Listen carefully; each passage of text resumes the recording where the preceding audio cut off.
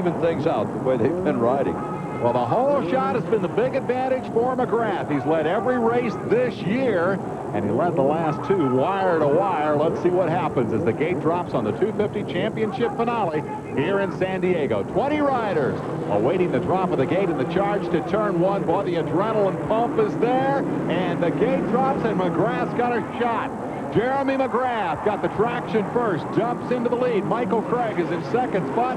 There's Damon Bradshaw, number 8, back in the traffic. And likewise, Jeff Stanton's got some catching up to do. McGrath is great off the gate. This is where McGrath has won the last couple of races. He gets the early lead, and McGrath waits for no one. Right now, he's riding 110% to put distance between himself and the rest of the field.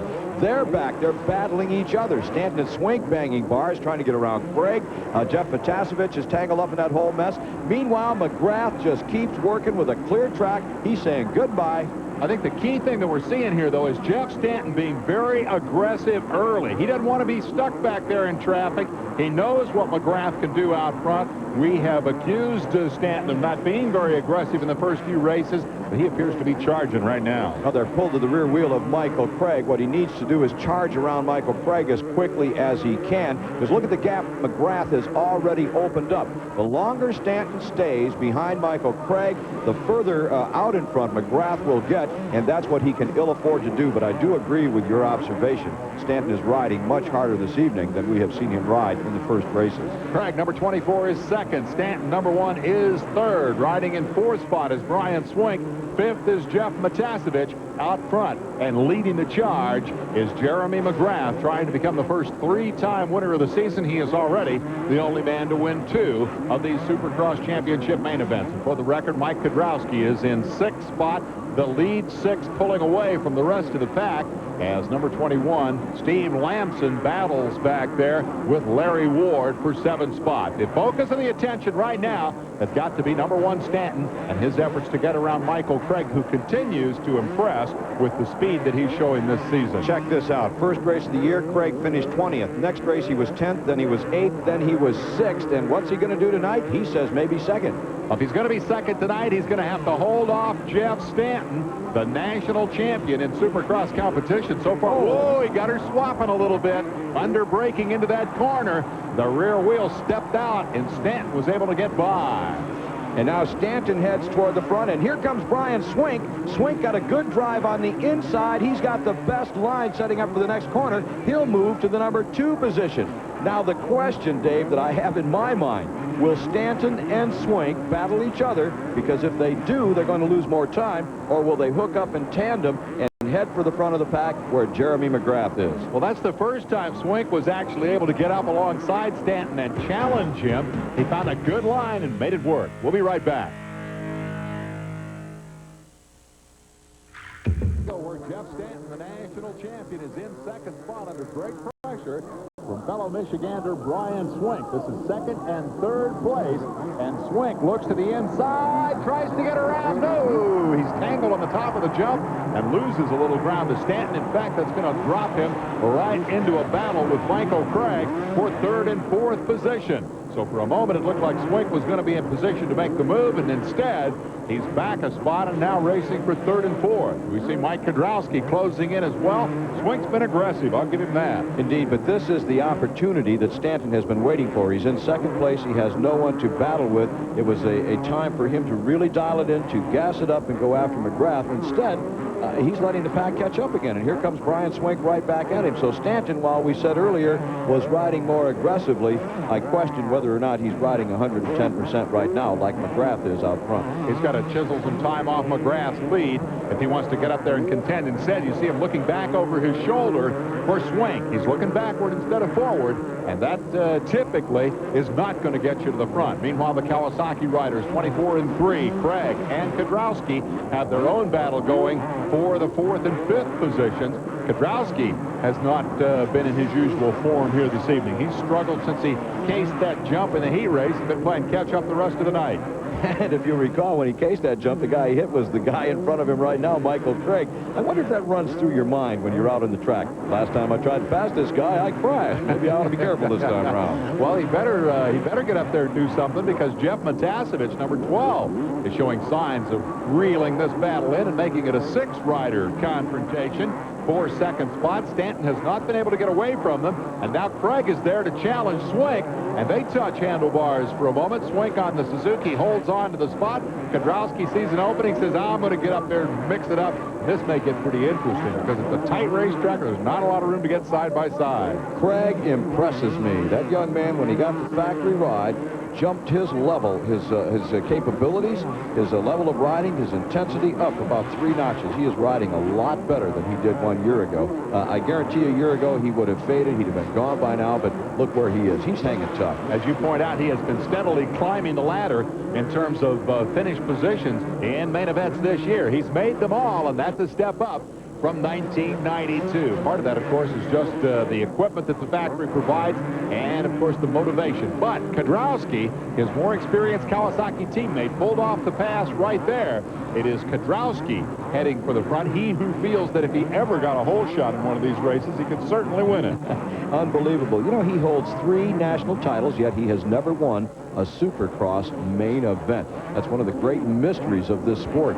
Likewise, Brian Swink has never won a 250 main event, but he hasn't had as many tries. He took a couple of cracks at this class last year and now has become one of the stars in this division. Again, we mentioned Matasevich, number 12, is closing up, but in front of them, number 1, Jeff Stanton, is beginning to open up the gap. He's moved into no man's land. Nobody to race with for second, but no chance, it appears, of catching Jeremy McGrath. This is your race. It's Kedrowski versus Swink, and this one is anybody's ball game at this point. Kedrowski seems to be the guy with the speed. Well, the two of them are battling with each other, and that's dropping them back a ways off the pace. When you're fighting, you cannot gain on the leaders. Meanwhile, Jeff Stanton in front of them in second place is starting to close the gap with a clean track in front of him on McGrath.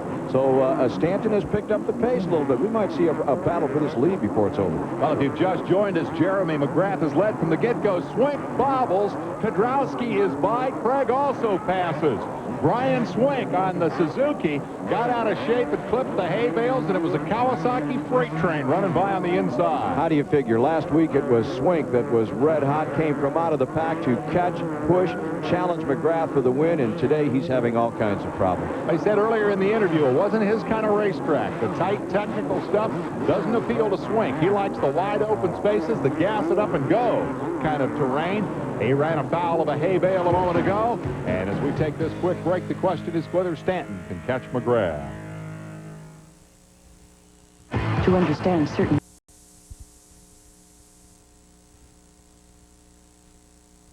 Feeling a little under the weather, the man who many thought would win the championship last year finds himself in a battle with Larry Ward, and that is not a battle that Damon typically finds himself waging. Just at the tail end of the top 10, I don't think we're seeing Damon Bradshaw at his best tonight. No, Damon Bradshaw is suffering. He had the flu. He missed a week's worth of practice. He's feeling better this week than he did 1 week ago, as he told us earlier. But he's not up to snuff. But, you know, in all true champions, he's not making excuses. Meanwhile, out front, this guy needs to make no excuse to anyone about anything. He is flat flying. Well, if he's flying, the guys behind him have become supersonic, Larry, because, in fact, number 1, Jeff Stanton, and number 3, Mike Kedrowski, are beginning to reel in Jeremy McGrath. Perhaps it's a chink in the armor. Maybe he's tired, but he's losing ground. Whoa! Stanton goes down. Put away.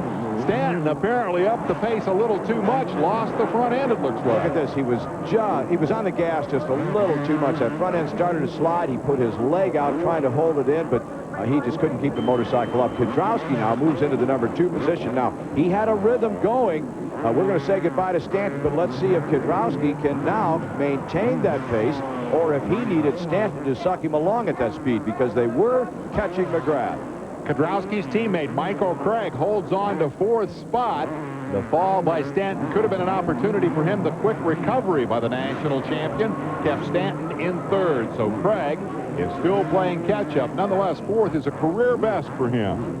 He keeps moving up the ladder. Like we said, he started in 20th place at the opening round, and here he is all the way up to 4th. With the factory ride comes confidence. McGrath has that confidence. McGrath is in traffic. That may slow him down. He quickly clears Sean Kalos and Larry Brooks and leaves Mike Kudrowski to worry about those guys. I don't see much wrong with Jeremy McGrath. I don't see anything wrong with Jeremy McGrath. Now, I don't know if he has picked up the pace, Dave, or not, but he is starting now to pull out from Mike Kudrowski. And the pit boards are out. Here's Art Ekman.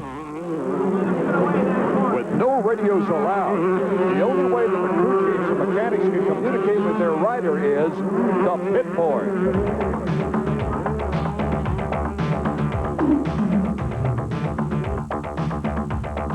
Pretty standard procedure as always, you know, what place you're in, how far you're behind, how far you're ahead, if it's a good pace or slow pace. Then he also puts little bitty things on that maybe, you know, our secret that either keeps me motivated or makes me think of something that's hard for me to think about when I'm out there racing. Sometimes if your rider's doing bad or something, you can put on a not-so-friendly gesture. Other times you can do a friendly gesture just to let him know, to relieve any tensions he might have. He'll see it and smile, and it'll relax him some. The first time I really worked with that in a race, and I was winning my heat race, I came around on the last lap, and there's a big happy face on my pit signal. So I kind of looked down and going, oh, that's, you know, that's kind of weird. I mean, I didn't know. I'm, oh, that's cool, you know. I ended up winning, and then every time I'm winning, last lap I come around, there's a big happy face. There's not much room for embellishment on these pit boards, and the rider certainly doesn't have much time to comprehend the hieroglyphics. Dan's not one for getting aggressive and you know, going out there and trying to hit me with the pit board or anything. We just have little things that we communicate that we know between the two of us what's going on. Cue words. Cue words, sort of say, yes. If he needs to pick up the pace, I tell him the pace up, or if the pace is good, I tell him the pace is fine. We normally know what our weak points are as far as his riding, so if I put a word on the board that usually means, for instance, corner, that usually means his corner speeds are slow. He needs to pick up the corner speeds. Dan Bentley isn't one to beat his rider over the head with a pit board, but look out if Stanton should put another championship run together. Back to Dave and Larry. The pit board for number 15, Jeremy McGrath, should be clear and easy to read. You're up front and all alone, kid. We'll be right back.